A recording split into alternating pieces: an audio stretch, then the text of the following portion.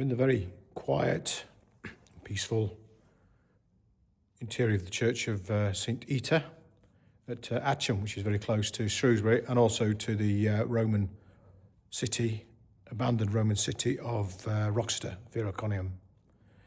And the church dates to the 12th century, but there probably was a Saxon church here on the site, very likely. Eata himself was a bishop in Hexham in the 7th century. He died of dysentery, sadly, but became a saint, and this is the church that bears his name. And one of the reasons why I'm here is because Roxeter is so close. These enormous stones we see in the walls on either side, the earliest part of this church, are actually recovered from the ruins of Roxeter itself. It's not always easy to pick up Roman stone and work out what it is, but this is quite an interesting one. You see very similar design in Hexham. This is what they call basket work, so the lines come down and down on this side as well. If we swing round and head down the aisle, it's a beautiful church. I love them when they're so quiet and peaceful like this. Squeeze into one of the pews. Here we go. The smell of age and polished wood and just history is amazing. We have another block here which is interesting again. It's probably a Roman block. In fact, it's almost 100% certain that it is. These interesting notches here are probably crowbar slots. So the stone, actually, this would have been the face up rather than sideways as it is now. And the Roman engineers would have levered the stones into place with crowbars and put these slots in there simply just so they could move the stone around more easily.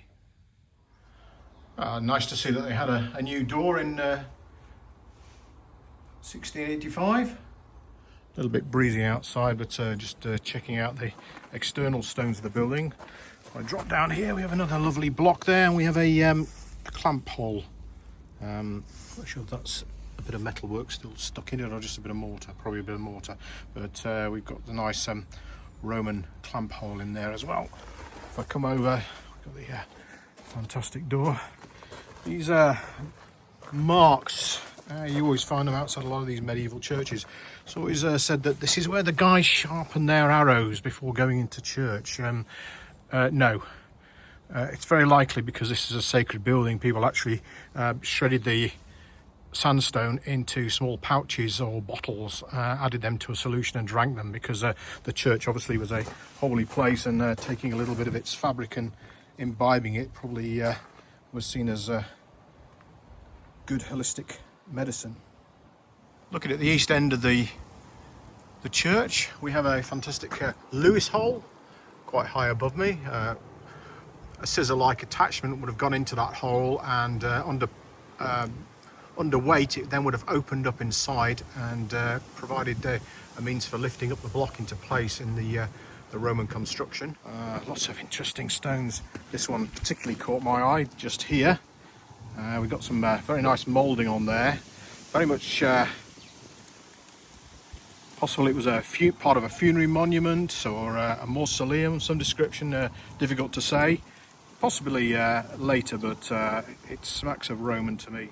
Huge stones making up this this building you can see in this lovely sandstone. Again, if I go into this corner, we have another Lewis hole, Roman one. Obviously this is on its side rather than on its top, so the device would have gone in there, under pressure would have spread out. It's actually a lot deeper and splayed on the inside, so the stone could have been lifted, and then once the tension's lifted off, the stone's in place, drop nicely with a nice A-frame, pop, out you come. This is a nice little feature built in as well, a bit of spolia, a bit of reused stone.